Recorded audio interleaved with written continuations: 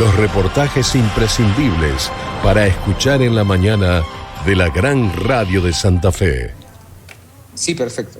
Bueno, ya estamos al aire, estamos en vivo, estamos con Darío Riva y tenemos esta posibilidad de hacer aire en el teatro, estamos con cámaras, hacemos radio y televisión, estamos en Aire de Santa Fe. Darío, buen día, es el presidente de la Asociación ELA Argentina. Gracias por tomar contacto con nuestro medio y con nuestro canal y radio al mismo tiempo. Buenos días. ¿Qué tal? Buenos días. Gracias a ustedes por visibilizar la causa. Bueno, vamos a colocar un... Sí, vamos a introducir en el tema por qué lo llamábamos a Darío. Obviamente que todo el mundo está llamándolo, seguramente con muchas entrevistas y una persona que está haciendo una voz de consulta permanente sobre este tema que a todos nos toca, porque más allá de la cuestión política estamos hablando del ser humano, de Esteban Bullrich, senador que termina renunciando a la banca por el avance de la enfermedad, lamentablemente, de la esclerosis lateral amiotrófica que sufre. En el Senado ayer leyó un documento, un texto donde explica las razones por las cuales termina renunciando a la banca. Muy emotivo el momento de la despedida, sobre todo en la referencia a su familia, con lágrimas en los ojos todo el tiempo, no pararon de llorar tanto sus hijos como su señora que estaba al lado de él mientras se leía el texto, y un tramito apenas del mensaje que daba, sobre todo en esto a la casta política, yo me animaría a decir más que a los políticos, a la casta política, esta forma de hacer política que tanto tiempo nos hizo perder a los argentinos. Así se despedía Esteban Bullrich. Pero he meditado mucho esta decisión y necesito para ganarle a esta enfermedad. Fue una decisión que tomé con mi familia y es la mejor. Gracias de nuevo y tornen mi compromiso de trabajar desde el otro lado, pero con la misma voluntad. No hay hombres imprescindibles, hay actitudes imprescindibles. Bueno. Muy bien. Bueno, es el final de este discurso que él da y finalmente donde renuncia a la banca. Dijo una gran frase, ¿eh? No hay hombres imprescindibles, sí, hay actitudes imprescindibles. Y creo que con su actitud genera concientización. Sí, y él es uno de los últimos proyectos, él cuenta en ese documento, en esa carta, que uno de sus últimos proyectos presentados en el Congreso de la Nación están vinculados justamente al trabajo sobre el ELA o la ELA, esta esclerosis lateral amiotrófica, para buscar la forma de que el Estado también se involucre y poder conseguir fondos para investigar y encontrar la solución a esta enfermedad que hoy no tiene cura. Abro con la primera pregunta, Darío, quizá la que es la pregunta más masiva para introducirnos en el tema. Podemos hablar de qué es, de los síntomas, de las causas de la enfermedad, pero mi primera pregunta sería, ¿esto se agravó con el tiempo o esto ya viene desde hace muchísimos años y hoy tiene una exposición más fuerte por algunas cuestiones que tienen que ver con las redes sociales, con los cambios, con los hábitos? ¿Cómo está con relación a años mucho más atrás? La enfermedad fue descubierta a fines del siglo XVIII y después tuvo una gran visibilidad en Estados Unidos por un beisbolista que se llamaba Lou Gehrig a principios del siglo pasado. Es una enfermedad poco frecuente, la padecen más o menos entre 5 y 6 personas cada 100.000 habitantes en todo el mundo. Evidentemente hoy la información circula de otra manera, los medios que son masivos, que cada uno tiene la posibilidad de informarse de una manera muy diferente a años anteriores, hace que se visibilice con esta magnitud, pero no, creemos que no existen hoy por lo menos datos a nivel científico que permita dilucidar que hoy hay mayor cantidad de casos que en la antigüedad. Bueno, la última pregunta mía, si abrimos a la mesa. Cuando uno conoce el diagnóstico y te lo dan, uno ahí ya recibe la información de que tiene una vida muy corta por delante, digo corta, a veces un año más para una persona que sabe que tiene una situación extrema es muchísimo, porque se habla de 3 años, si me equivoco me corregí obviamente, y 5, 6 o 7 como máximo, ¿es así? Mira, yo trato de eludir este tipo de pronósticos letales. Trato de valorar el tiempo desde otra magnitud. Así que cuando a uno le diagnostican ELA, lo que cambia es el valor del tiempo. Así que un año puede ser 100. Por lo tanto, no digo así porque es la manera de poder vivir. Desde luego, es un pronóstico muy difícil. y bueno, se trata de una enfermedad terminal, obviamente. Pero mejor no hablar de tiempos porque cada organismo es diferente y existen personas que pueden resistir la enfermedad muchísimos años, como tantos amigos que componen hoy la asociación en la mesa directiva, que en algunos casos llevan más de 20, ¿no? Darío, ¿qué es la ELA? Si tuvieras que explicarlo. Muy simple, es la sigla de esclerosis lateral amiotrófica, es una enfermedad neurodegenerativa que va provocando la muerte de las células motoneuronas, que son las encargadas de mover los músculos voluntarios del cuerpo. Entonces, lo que sucede es que las órdenes que imparte el cerebro no son reproducidas por los músculos, entonces vas perdiendo la movilidad de tus extremidades. No puedes mover los pies, no puedes caminar, no puedes mover las piernas, no puedes mover un dedo de una mano, no puedes después mover un brazo.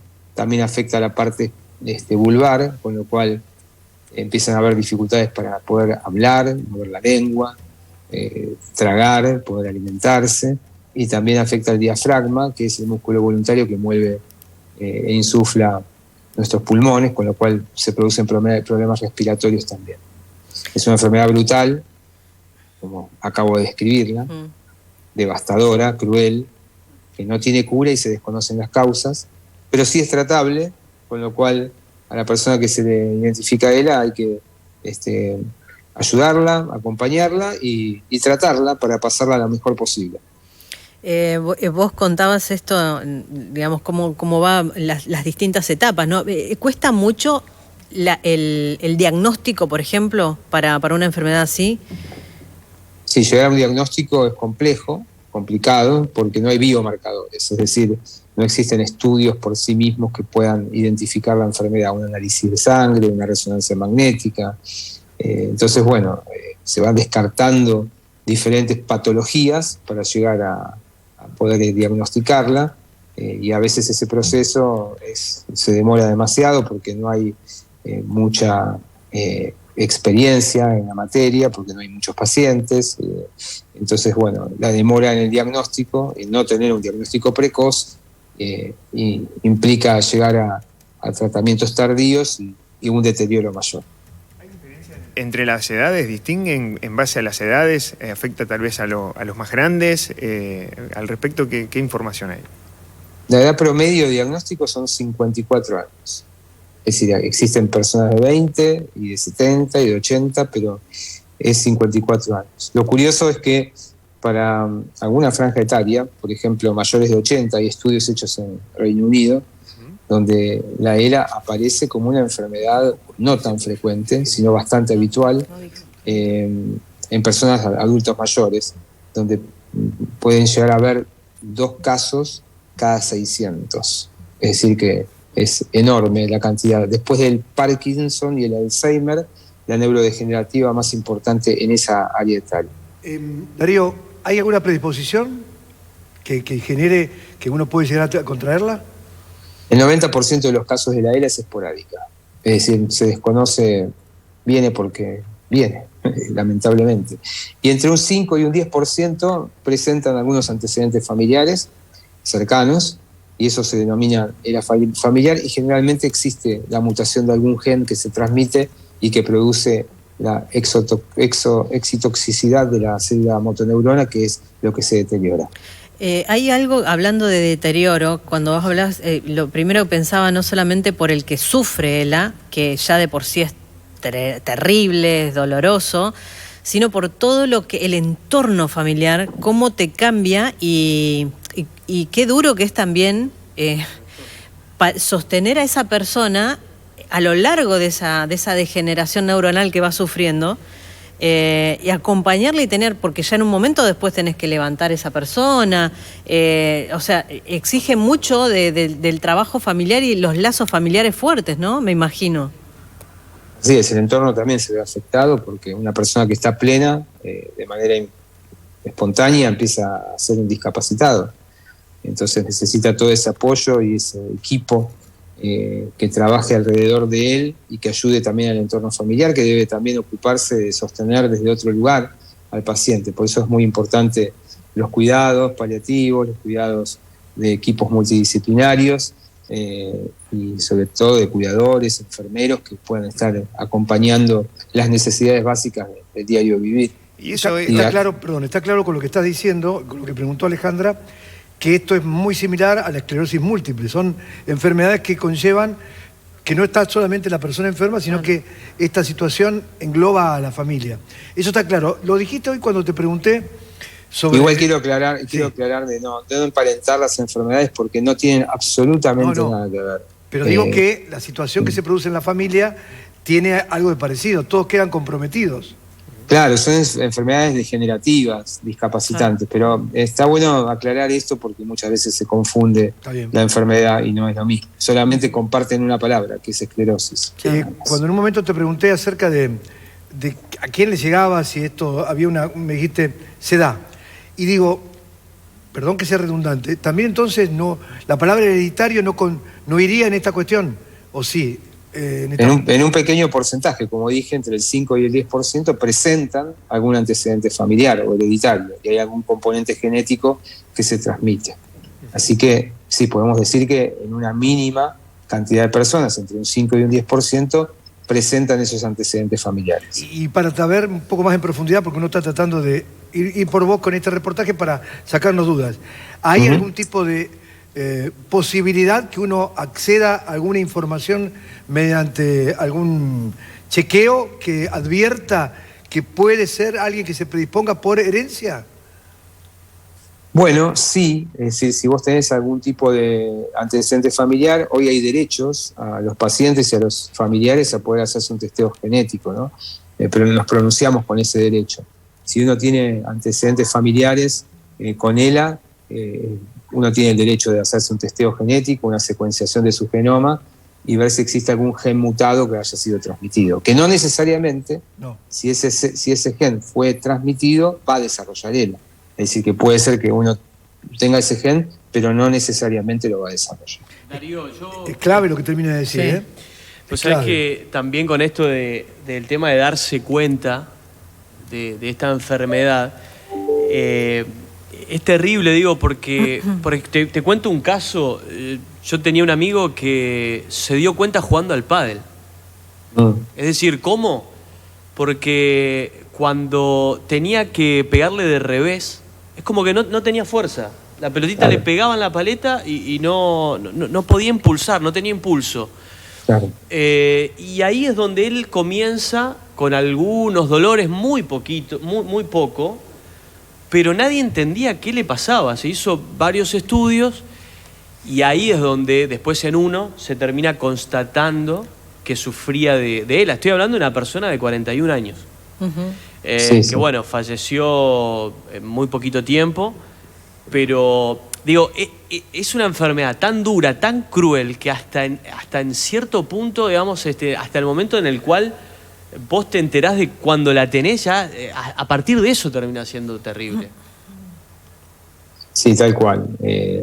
Los síntomas son múltiples. Es decir, es un conjunto de síndromes que se presentan en cada paciente de una manera diferente, pero en general, bueno, está relacionado con la pérdida de fuerza en cualquier lugar muscular. La pérdida de fuerza para mover un dedo, o para mover una mano, o para poder hablar, o para poder tragar, o para poder hablar, o para poder caminar. Entonces, está básicamente en eso, pero también puede haber fasciculaciones, que no es una pérdida de fuerza. Es decir, es una cantidad de síndromes importantes que confunden con otras patologías, y por eso, al no existir un estudio por sí mismo para poder diagnosticarlo, se demora el diagnóstico. Darío, escuchando esto, cuando vos hablabas de todo lo que implica kinesiólogo, todo el trabajo terapéutico, pensaba, una persona con ELA que no tiene un mango, ¿qué hace? O sea, es una enfermedad que encima necesita un trabajo terapéutico muy grande. Bueno, en Argentina el 50% de la población casi es pobre, no tiene un mango. Lamentable, ¿no? La mitad de los pacientes con ELA probablemente no tengan un mango. Pero bueno, también tenemos un país extraño, ¿no? Por un lado tenemos esto y por otro lado tenemos una salud pública, tenemos sistemas de salud, tenemos obras sociales. bueno, algunos son mejores beneficiados por los sistemas que tienen, otros menos, sistemas prepagos que cumplen, otros no cumplen, sistemas de obras sindicales que cumplen y otras no cumplen, hospitales públicos que en algunos están súper preparados y otros no. Hay tanta diversidad al respecto, pero bueno, si uno tiene la suerte de poder dar en el lugar clave, estaría bien atendido. Pero en realidad hay una legislación que hace que es la ley de discapacidad a nivel nacional, que obliga a cualquier sistema de salud, incluso el público, privado, sindical, que sea, prepago, a cubrir el 100% de las prestaciones médicas sin costo alguno. Y hay que hacer valer ese derecho por las buenas, o si no, a través de la justicia, con recursos de amparo, donde la justicia finalmente obliga a proporcionarlo. Obviamente es un desgaste cuando esto sucede y una bendición cuando no sucede. En mi caso personal, por ejemplo, yo hablo en mi caso de mi viejo, que era un empleado de comercio, y su obra social cubrió el 100% de todo su tratamiento y su internación casi de unidad de terapia intensiva durante 3 años. No me puedo quejar. Y así pasa con mucha gente y otras que no tienen esa suerte. ¿Cuántas horas le dedicás a esta lucha, a esta decisión de estar al frente de esta idea?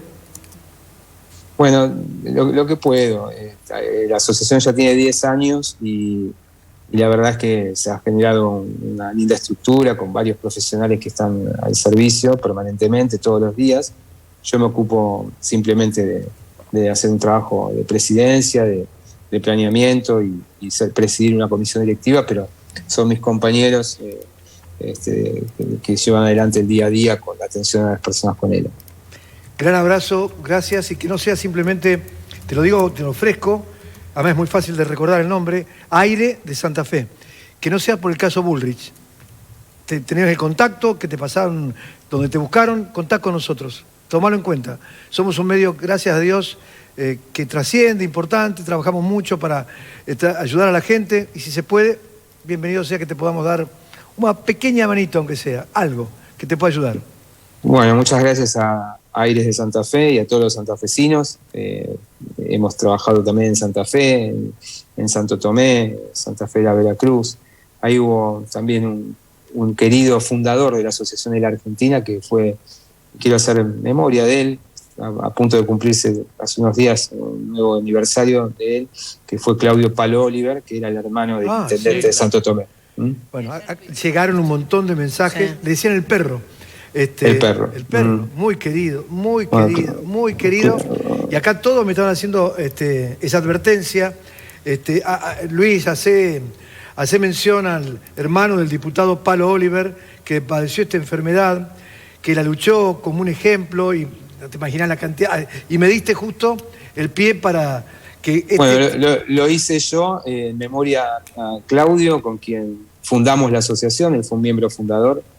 Y ha visibilizado de una manera extraordinaria la enfermedad, siempre intentó ser un ejemplo de vida y la verdad que lo guardo en mi corazón, y la verdad que bueno, tenía que mencionarlo, era imposible no hacerlo porque fue un santafesino que fundó la Asociación de la Argentina, otro santafesino obviamente vinculado a la enfermedad, ya que estamos ahí en Aires de Santa Fe. Fue el primer ícono de la enfermedad, que fue el negro Fontana Rosa. Claro, ¿no? sí, claro, totalmente. Así que bueno, y bueno, y Claudio, bueno, sí, hermano mellizo del diputado, y bueno, y el negro Fontana Rosa. Gracias, contá con nosotros, no te olvides. Un abrazo. No, gracias a ustedes, muchísimas gracias a todos. El presidente de la Asociación Argentina de ELA, Darío Riva, haciendo mención al caso del perro de Claudio Oliver, que fue cofundador entonces en esta historia. Mirá qué coincidencia, qué lindo poder revalorizar a esta persona tan nuestra, tan cercana. Temas que importan, por eso hay que ayudar. Hay que estar cerca de los temas que importan. Vamos a las noticias, separador, y metemos las noticias porque ya nos fuimos 10 minutos de las 9:30. Estos son